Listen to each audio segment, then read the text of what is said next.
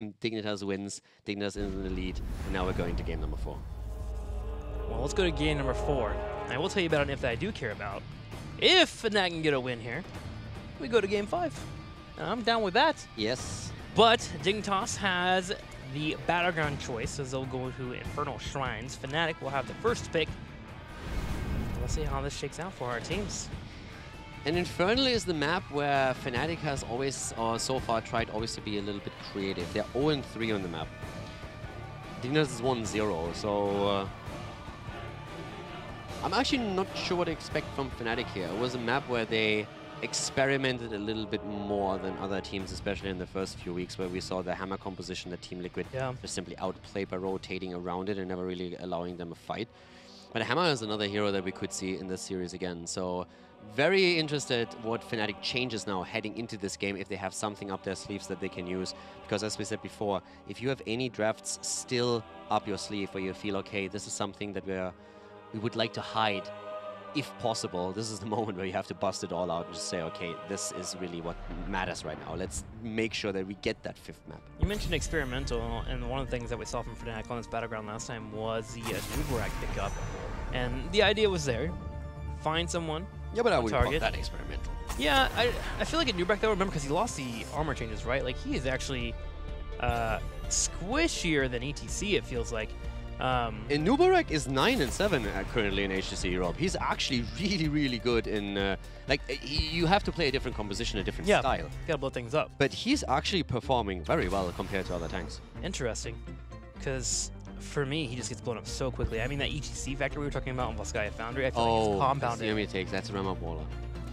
Nah, I'm kidding. Monkeys played him a lot, and they suffered a bit in the last 2 weeks. But yeah, so actually looking at a Nubarak, Fnatic is 3-1 with a Nubarak.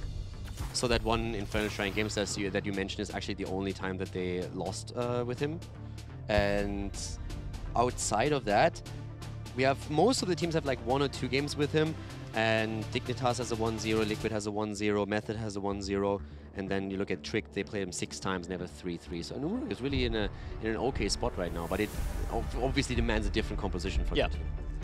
Well, Yrel and Alexstrasza comes out, and Alexstrasza has become a mainstay out of Infernal Shrine. It feels like one of our teams, no matter what, is getting her, and we've already talked about her strengths in the past, Dragon Queen.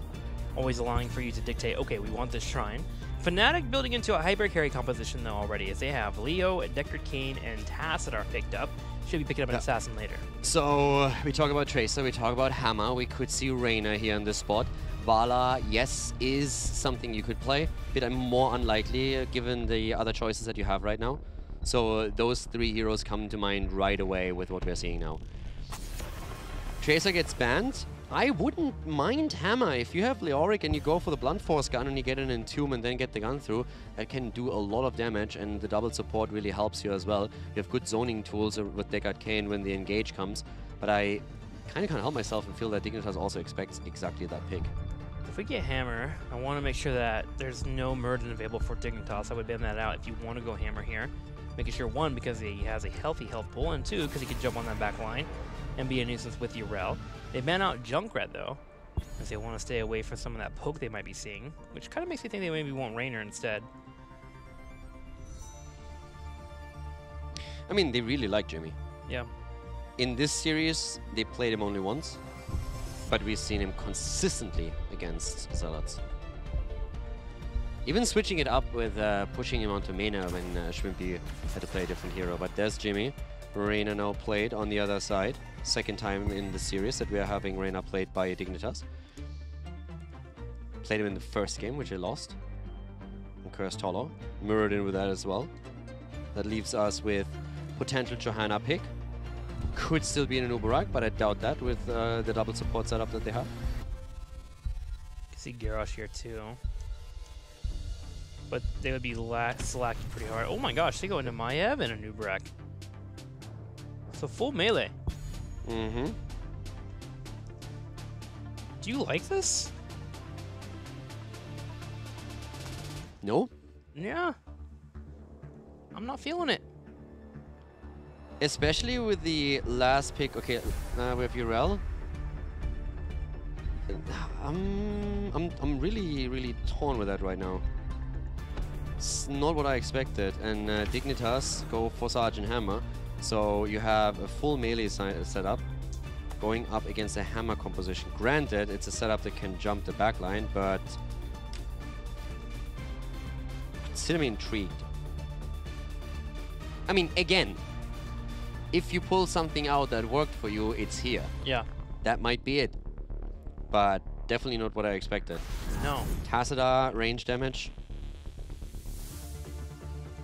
If you fight around the Shrine phase and you get Dragon Queen come out there, you have the ability to get a lot of resets because Alexstrasza takes such a big hitbox. If you just hit one more other person, you're good to go there. So I can see the idea of getting constant resets and Maiev just hard carrying. But, like, Dick isn't going to get that opportunity up, right? Like, it can't be that easy. I'm confused. Yeah. Because you also go up against Muradin. Mm-hmm. Muradin has his level 13 and his collapse should get insane value in any close fights. Alexstrasza, as you mentioned, Urel, the damage reduction that comes out on 13 is extremely powerful against this.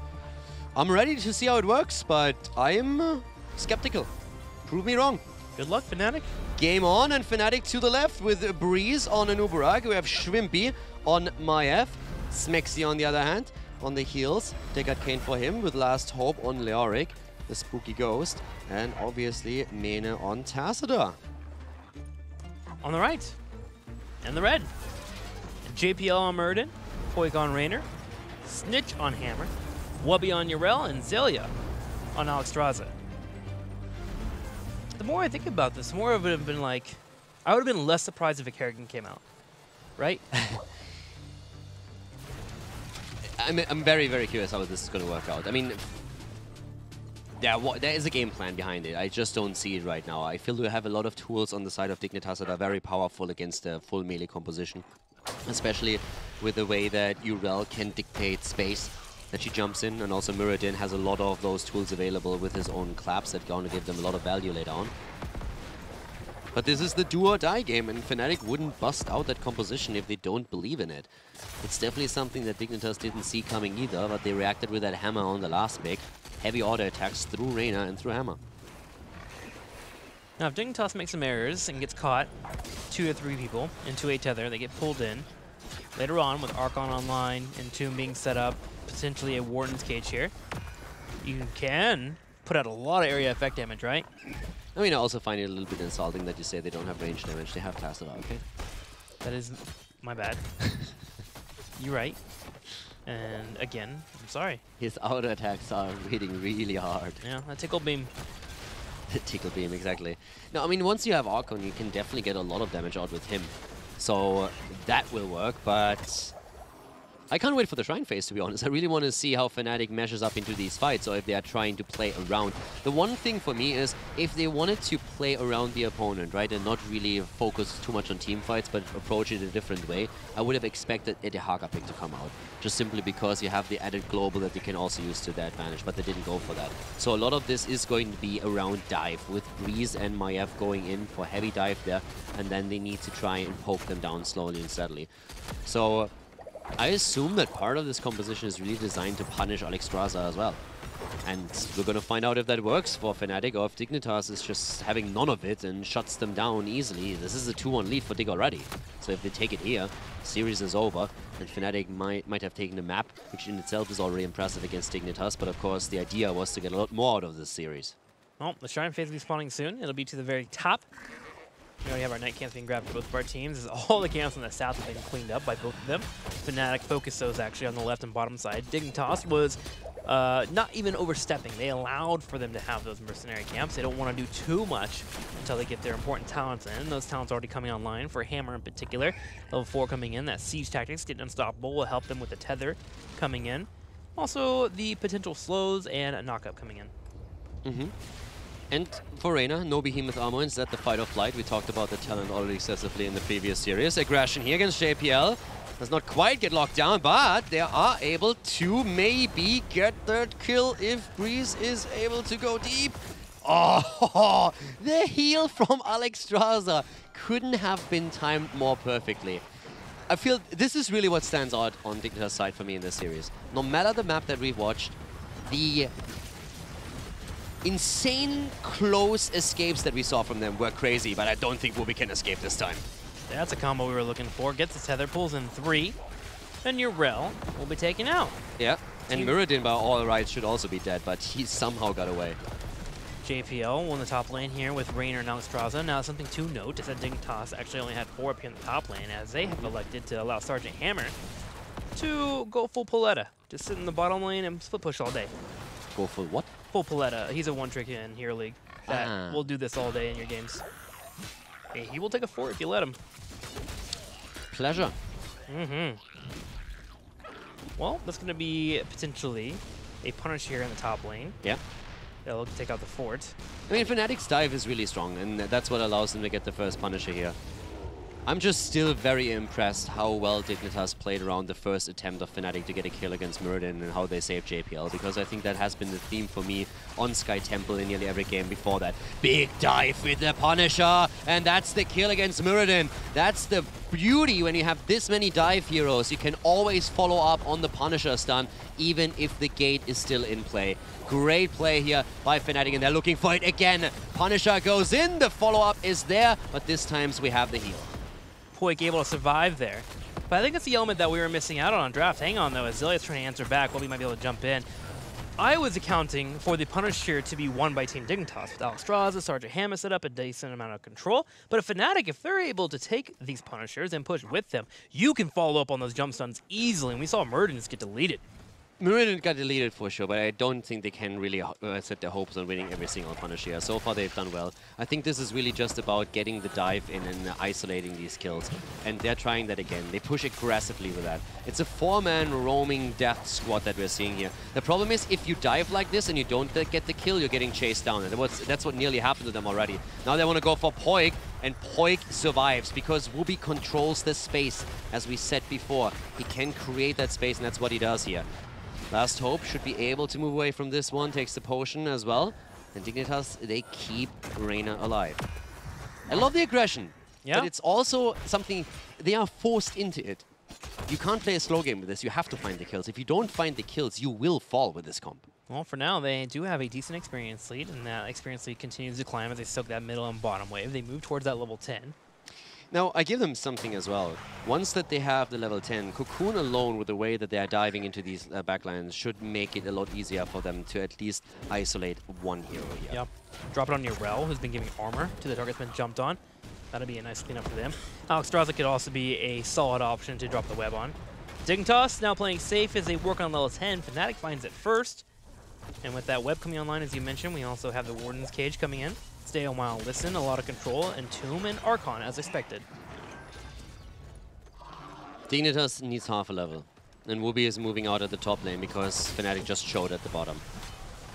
And again, guys, if you play your own Hero League games, play around vision. You see an opponent at the top lane and you are with 5, make something out of it. That's exactly what Fnatic does here. They go for the kill. Why do they do that? Because they know that at least 2 heroes are missing, so they can dive in deep. And the same is also true for the top laner here. Why did Wooby go out and meet that wave and push it out? Because he saw 3 heroes showing at the bot lane. Always control vision, always watch the minimap, and always counter fire. Apply those math skills that you got in 3rd grade. Some people 4th grade.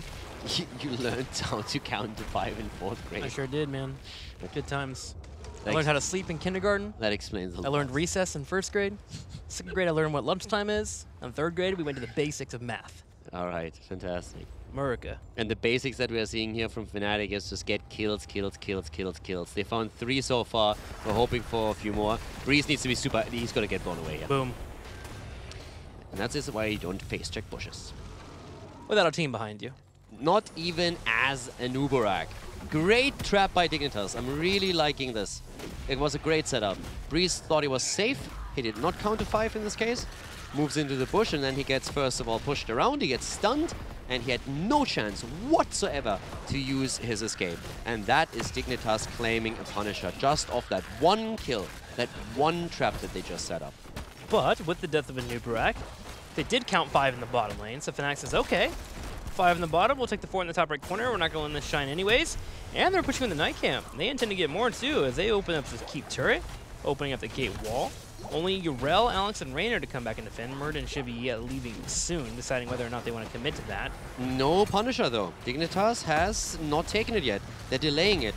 And that's exactly the play that they need to make here. Breeze is jumping on Sergeant Hammer at the bot lane. We have the rotation coming around. So the idea of Fnatic is now to force the hand of Dignitas and go for the punish here themselves. But ideally, they would take Snitch, but the stun misses, the initial one at least. And then even with a follow-up, there's just no way to follow up with a kill here. So Fnatic is forcing Dignitas' hand now. They're going onto the shrine. They're starting to collect some of them, but here comes the immediate grab, using the ult real quickly on Sergeant Hammer, playing the safest game possible with this, taking the Punisher and now moving in. And that's a big play that you can make as well if you have an advantage of delaying a Punisher, if you maybe wait for a hero that just died, but you have already 39 stacks, keep the last one up, and you confirm it with a ranged ability just as it comes in. They're diving into the backline again. Archon goes in and goes straight for Poik, who gets hit here with the Entomb. He is focused down, he's knocked up, the armor's not enough. Poik puts out some damage up before he falls, and Archon gets cleaned up. Snitch trying to stay alive here, and with the Cleansing Flame, he'll be able to do so. Snitch tries to stay alive and not listen, but shoot a couple of missiles out. But we also have still a massive engage onto the rest of the team, and Muradin has fallen. Whoopi is on the run, but Last Hope comes in with a slows, and they are going for Whoopi again. But Urel is just absolutely amazing, and here come the healing circles out of Alexstrasza, trying to keep them alive. But again, another stun coming in. Whoopi in trouble, and he goes down as Fnatic gets killed. Number 5, number 6, the Punisher stopped at the wall, and Fnatic ahead by an entire level now. The full pedal to the ground strategy here from Fnatic is currently actually working as they get Raynor picked off, almost get a little bit more there, and eventually get to Urel as well. Team Dignitas a level behind, but still on 13. Oop, another combo comes in underneath the fort. Snitch able to sneak on by just barely. The Entomb is a lock him in, and Schwippy gets cleaned up. And that's the problem. If you miss your abilities, it's lights out. Last Hope misses the Entomb, and it results in 2 heroes being dead. This is what we just see here. So, just to put that in perspective again from the bottom fight, Tassadar baits the Punisher jump on the other side of the fort, and then instead of moving away, he moves in, and they start flanking, and that's something that Dig didn't really expect there.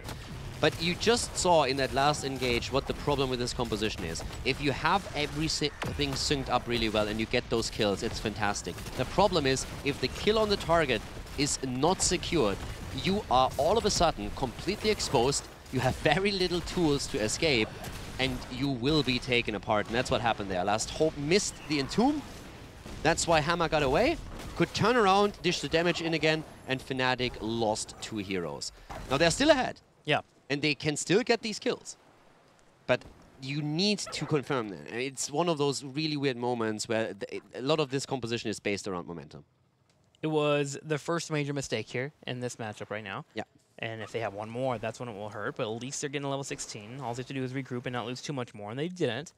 The top wall was cleaned up, which was an important move for Dignitas. They want to be able to win that Punisher and take out that fort and go towards the keep. Another thing that we also saw in the fight at the bot lane is how annoying Urel is. She survived for so long. Yeah. It was absolutely mind-blowing how much trouble they had in that situation to take Urel finally down, especially, of course, with Alexstrasza helping out. Last Hope now taking those mines down. Dignitas is doing whatever they can to secure some vision on the map, and that's what they're attempting to do, of course, especially with those mines and Hammer. The 16 for Fnatic is, on the other hand, a super powerful talent because they have now the Ominous Wraith and Royal Focus, so that's already great for them. And they also have the Psionic Echo for Tassadar, so that extra Storm is already important. And as you highlighted just now, Epicenter as a Nuburak 16 is, for the idea that the thought process they have with this, another fantastic tool. Yeah, it's a really weird composition to fight into because you want to split up naturally. One, prevent Epicenter and Leoric from getting too much value of that Ominous Wraith as you were just mentioning. But whenever you're spreading out, that leaves you in a prime position to have Maiev find that one target that she wants to pull into a fight, which opens up the Warden's Cage and the Stay a While and Listen. So choosing battles is actually pretty difficult for Dignitas to deal with this. Yeah. Fnatic also just took the mid fort. They have a camp that still pushes through there, but they took the fort and they took their own camp. So they're in a good spot in experience, but of course with those Punishers scaling, they need to find a target again. And who are going to dive upon? Who's going to be the target here? 20, by the way, is going to be crazy for them. But here, not the hit on Hammer yet. Here comes Hyperion and Dragon Queen. They will have to walk away from this. They can engage afterwards, but it's likely that Dignitas is going to take the Punisher here. Only 10 missing. They're going for Hammer. They're going for Snitch. Here's the cage. Immediately the Unstoppable being popped, and they're attempting to turn it around. Breeze is in trouble, but the Cocoon is being used, and they're going for Reyna again, and Poik finds himself in a world of pain here. Stays alive for extremely long, but eventually finally falls here. But the Punisher is about to go over to Dignitas as they also get a kill against Leoric. That's right, Poik was the focus, but he stayed alive as long as he could, getting the armor as well as a fight or flight. Big Steel while Listen comes out, but can Fnatic turn this around? They go for a tether. Warby just jumps on in though, and he has the help with the Punisher too, as they have a knockback. Schwimpy trying to get away on this escape here, will be able to get away from the fight, but the Punisher, the Arcane Punisher in particular, is pushing this top lane as Wubby continues to give chase. I am still impressed that they only lost Leoric so far. Now Schwimpy might still fall, but Leoric is here too, and they're pushing for the keep actually. They're going for the keep right now. And we have Leoric back, so they can try and get some pressure in here. I'm not quite sure how far they're gonna push this, but now Schwimpy is on the way back, and it seems more and more as if Dignitas is going to try and get as much as they can out of the top lane. But already Fnatic is setting up a flank here where they're trying to dive in again. Reyna moved back too. This is such a weird game right now where Fnatic is trying to simply push the focus onto another lane when they lose a fight. It worked. They actually got the Punisher to jump over the wall here in the top left corner. Didn't lose even the keep wall. Punisher gets cleaned up. Team Dignitas was unable to chase forward. Now, granted, Reyna came back. He actually died in a fight. I kind of misspoke there. So, Fnatic is still ahead. I'm really thinking about the level 20. Once we have the Twilight Archon and the Buried Alive, that's going to be great. Then you have Rewind for Nubarok. Oh, the Rewind for Nubarok would be huge. Yeah, their 20s are super powerful. Oh, that's on the other hand a really big fight here. Hyperion, that's not where you want to fight if you're Fnatic. In the back, Last Hope with a quick entomb, but this is definitely not a situation where you want to fight. Already, all the abilities are being popped by Dignitas. The fight is still strong, but Breeze misses the stun. The cam stolen away. Fnatic still a level ahead. They want the 20s if they can get them. Bit more damage by Schwimpy. I'm still impressed how well Fnatic does with that composition, but it's again taking such a risk into this. So much damage on the side of Dignitas, especially through those auto attackers that they jump on. If those can be kept alive. Maiev is at 35,000 damage, by the way. Second in line on Fnatic's side is Tacita with 21k. And then you look over to Reyna and Snitch on Hammer with 30,000 and 35,000. So yeah, definitely the main bulk of the damage from the two auto attackers. Will Fnatic be able to get level 20 before this next refined phase? That's my question here. They're soaking all the lanes they can. As time ticks, they get closer and closer towards that goal. Dignitas trying to find experience on the map. They do have a fort in the middle that is exposed they can work on. Ooh, wait a minute. Burrow down here on the bottom left. Breeze trying to escape. Wubby chasing towards him. Cocoon gets used just to escape. Yeah. Should still work out. Cocoon should be available for the Shrine fight. Might pop a bit late depending on when it gets announced, but still, that should just work out for them. But that was a very scary moment. Those stuns that are coming out of Urel are always an issue, and then when he moved away, JPL used the chance to jump over. He knew it wasn't cooldown, he gets the Stormbolt in, and then is forced to use Cocoon here. But still a top push, and we are going to see 20 with this, and this is the reason why Dignitas is moving back. They know that once 20 is there, we are going to see an immediate aggression from Fnatic, trying to play around that Buried Alive to take someone apart. Now Dignitas is hoping that the Shrine is not announced soon. They want to buy as much time as possible to soak up their waves. They do have a pretty decent experience chunk in the top. They'll be able to grab that. Fnatic wants to keep. They're pushing up At least they can. At least they can, but if they can get it, get the keep. Top lane keep would also be great for them if they can actually push it that far. Okay, again, Last Hope missing it. Missing the Buried Alive. That's a problem. It's a massive tool for them right now. But he used it so early that it's going to be available again for the next Shrine. But Fnatic is not diving anymore. They had a chance to make a play around the top keep and maybe go for it, but only if the Buried Alive actually hits and gets value. Mene clears the wave a little bit more aggressively as Fnatic moves on to the Shrine. This should be a Punisher for Fnatic, but it's at the one lane where Dignitas still has a fort. Exactly. There is speed bumps in the way. Dignitas should be able to defend too, and they have a pretty good defense as well with Hyperion, Sergeant Hammer sieged up. They have two frontliners that can make sure to bait around that Punisher as needed. Fnatic gets rid of the fort though. Just to make sure they don't have to deal with that. This will allow them to go straight for this keep. on the bottom right. Wubby goes over to the camp at the top left. Wants to get that completely taken away. I like that. Yeah, just want to be able to have that pushing in. But I actually think that Fnatic is going to try and end with the boss if they can. They should, right? Well, boss, the Punisher. Yeah, like they have that now, but it's a mortar Punisher. Arcane would, of course, have been great for them, but they don't get that. But I really think they're going to try and dive again as soon as it procs, and if they can do something out of the stun, that would be fantastic. But Dignitas has that 20. And that was a great camp grab that we saw from Wubby. That's going to put a lot of pressure onto that top keep. So Fnatic might feel the need to go in. They open up the wall here. They know exactly what happens. And they already wait for the jump to be proc. That's why Dignitas is so far back. Here comes the jump on Urel. And again, the Buried Alive missing. Urel just jumping away. Here comes the Hyperion. The minion wave being cleared up by the BFG. The Punisher will soak most of the damage here from the keep. But Fnatic is focusing it down as quickly as they can. Taking this keep would be huge for them. Another jump from the Punisher. No Entomb for 30 seconds, but there is a web up and available if Fnatic wants to force this fight. The keep actually survives. The keep survives. Hyperion is down. Dragon Queen also in a bit. Is Fnatic going to turn it? Is Fnatic going to turn it here? BFG, not enough damage. Here comes the Alexstrasza ult as we have Last Hope committing again to the quick Wraith Walk. 13 seconds for his ult. Middle wave though. Pushing in during all this. Fnatic 8 hiding seconds. away. Keep at the top is still in play. Fnatic did not get the bot lane keep here. And here comes Last Hope. He has Entomb ready. Needs to hit it though. Clear up on the bottom, okay. Last Hope is fantastic. Like, considering that he just came into Fnatic, again, he is a fantastic player, and especially as their Haka play is something that we always highlight. But in this game, he has missed 3 crucial heroics where they could have tried to get a kill. And it's an unfortunate thing, but it's one of those. It's one of the reasons why they are currently struggling here, and they are running out of time. I feel they really need to start making a play because it is a risky comp. If you start losing heroes, you will lose a lot here. That's a chance, and he's about to even fall. Okay, dodging out, shield is there. No heroics being used, and Reyna's gonna have Hyperion back in just a little bit. Dig's defending. There is a big wave in the top left that's starting to break through that wall there. Eventually, we'll be able to get to that keep, but nothing too huge that Fnatic has to worry about. They want this keep themselves. Yeah. The issue is that they only have Tassadar as their main source of range damage, who has to drop down side storms, but Sergeant Hammer outranges here. What a fight.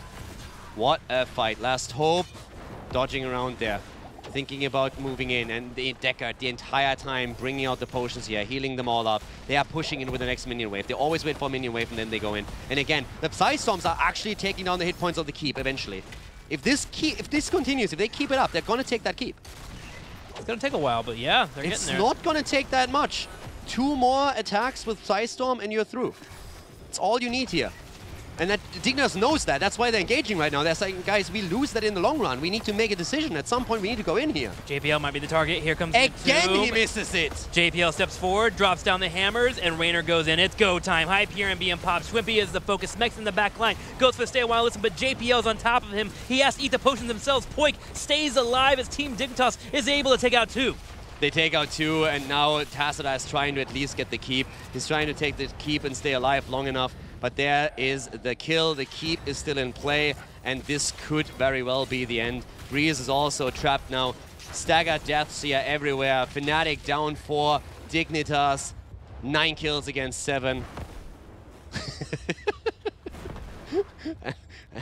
and the dumb ult goes the other way because he killed Tassadar with that earlier.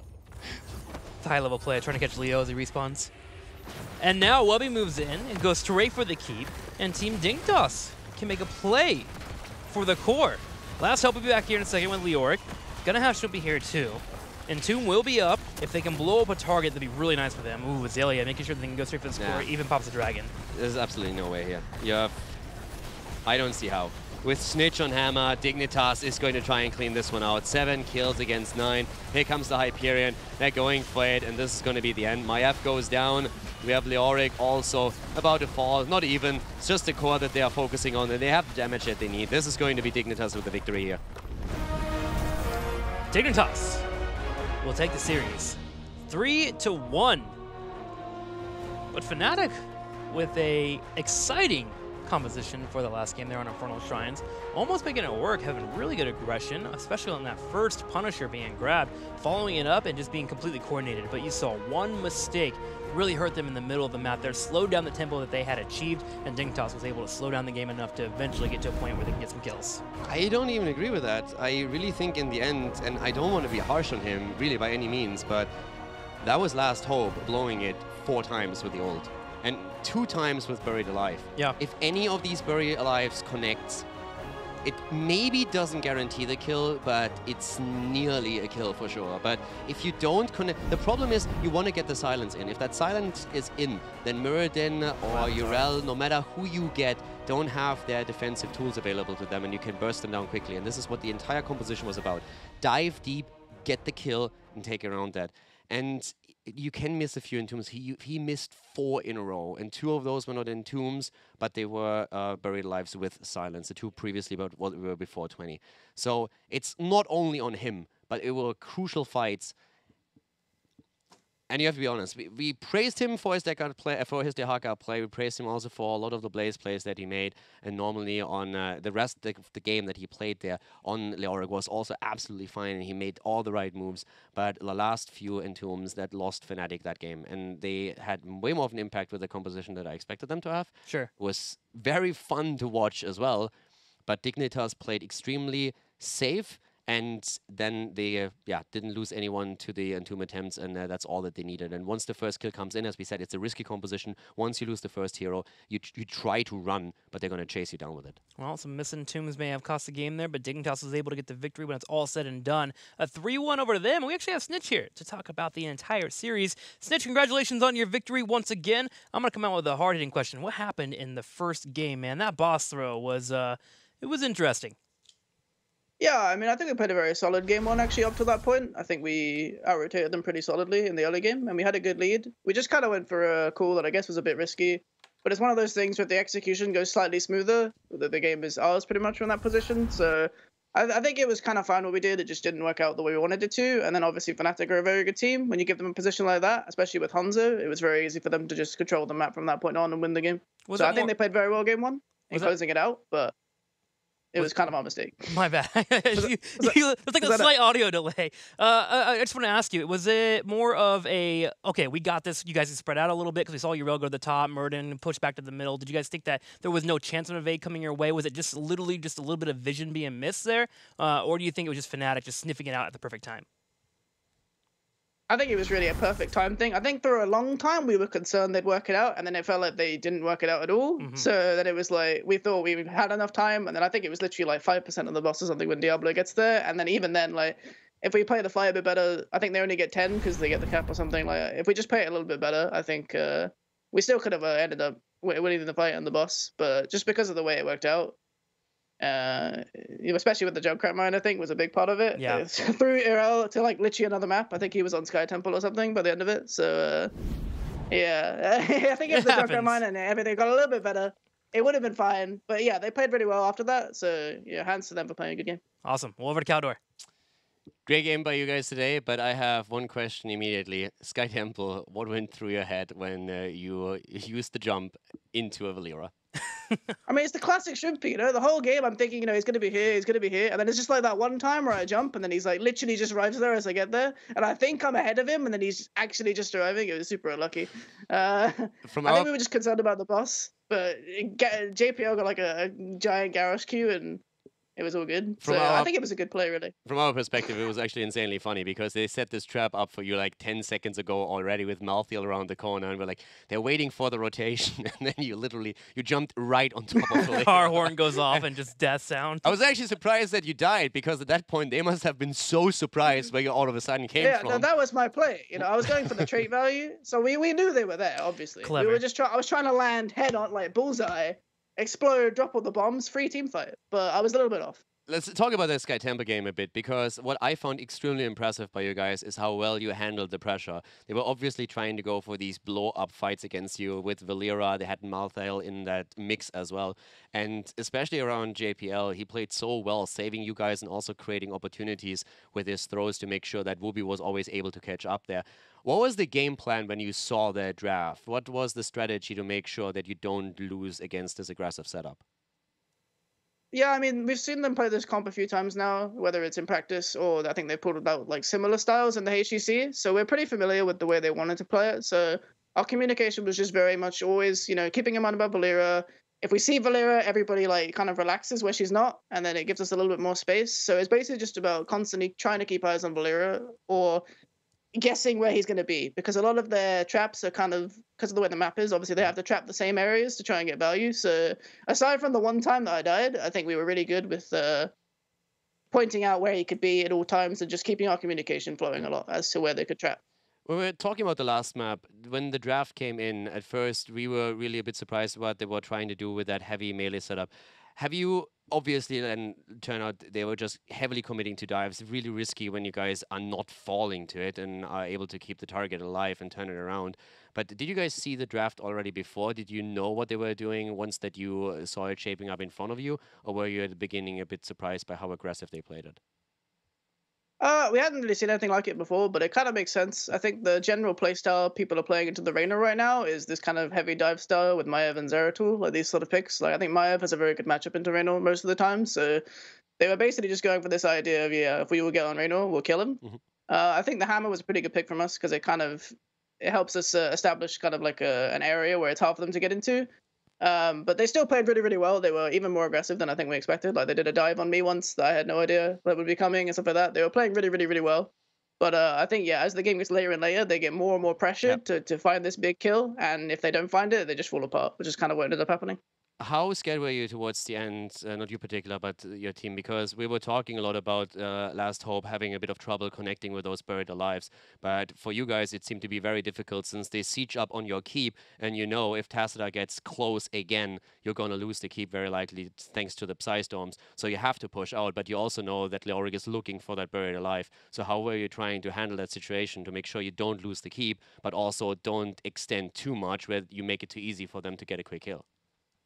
Yeah, I was trying to create a sense of area, like I said, with the Hammer. I was trying to create an area where Tass couldn't walk through me, but also I wasn't close enough for Leo. But yeah, it was kind of hard because obviously if he just storms me, I end up taking a lot of poke, and we have to use Alexstrasza healing on me.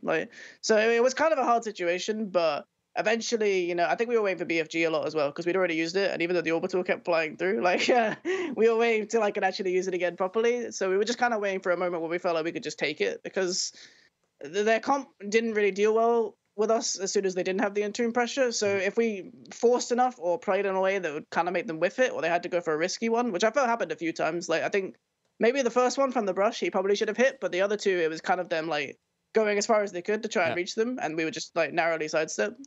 So yeah, we just kind of tried to play in a way where they felt pressured to make a game-winning play, and then we were just able to evade it. All right, awesome. It was a great series. Thank you very much. You have one last series before we end out and go to the Western Clash. You're going to be facing off against the Zealots, actually. One of my favorite parts about having interviews with you, Snitch, is that you have such great analysis of opposing teams and what they could be doing or what could be drawing them backwards. What's really hurting Zealots right now from getting that first win? I think it's tough to say. They looked very good in the last few weeks, but it's against stronger teams, I don't think they're necessarily doing anything too wrong. It's just they're not doing things well enough. I think that's kind of what it's coming down to right now. Just their opposition is much better. If they'd had this kind of level of gameplay in the first 4 weeks, I could see them being 4-0, But sadly, their schedule didn't work out that way, and now that they've found their footing, they're just playing harder teams, I think. Awesome. Well, you excited for that matchup? Yeah, I mean, I'm good friends with Chris. I'm good friends with Quack, Zalmany as well. Obviously, we have some history there, so it's pretty exciting to be able to play against, some of my old teammates or some of my friends. So I'm sure it would be a good series because they've been looking good the last couple of weeks. And you're going to win because Poik is going to be playing a song for us, right? I thought it was till BlizzCon that Poik was playing the song. Yeah, but this is a speed bump that you have to get over. But you're saying this is still important. Right, okay, yeah. The Zealots is the key series. They do always take down the #1 in the last week, so this is the one to focus on. If we lose, it was Poik's fault because he didn't want to sing. Fair enough. Awesome, man. You know the drill. Sorry, isn't it Caldor doing my shoutouts? Oh yeah, we were gonna do that. Caldor, do his shoutouts, and he's gonna talk while you do it. I'm not prepared. You're dubbing. Go. No, you you're doing that's rough. Okay, I'm taking over. No, I'm doing it. You let me down. All right, all right, fair enough. I was just ready to go, but okay. All right, okay, let's go. No, it's too late right now. No, I'm pouting. Now this is really awkward. You're making it awkward for the Do it, Caldor. No, I'm doing it next time. You already ruined it. Really let down right now. cowed all the chat. I don't know what to say. All right, Honestly, shout out to huge shout out to my team. Thanks to all of the fans and people that keep supporting us. Make sure that you drop these cheers in Twitch chat, and of course a big shout out also to the Dignitas Discord, the Wowie squad, and yeah, there was something else. Shout out to my teammates. I already did that. Oh, I missed that part. Jesus Christ, you never listen to me. Did we miss anything, Snitch? Did you thank my sponsors? I think you left my sponsors out. I'm not sure. My team and my sponsors. Did Yeah, I say probably good enough. that? It was pretty okay. I'm getting a 6.5 out of 10 for that, right? At least, yeah. Okay. Well, I think they bumped it up recently, so maybe it's an 8 now.